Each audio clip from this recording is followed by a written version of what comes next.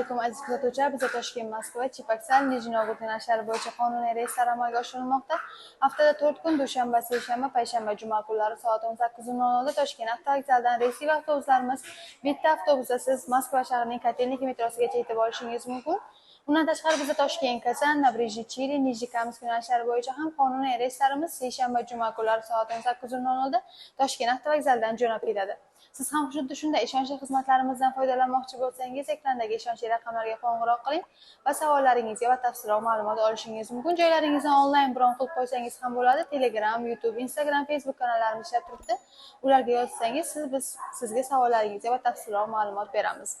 Avtobusimizda siz uchun yaratilgan barcha shart-sharoitlar, qulayliklar mavjud bo'lib, 2 ta monitor, 2 ta kuler, zaryadchik moslamalari, Wi-Fi'lar, qishma yozda ishlaydigan konditsionerlar, 51 ta o'rindiq bo'ladi. Undan 51 ta odamdan oshiq odam olinmaydi avtobusimizda.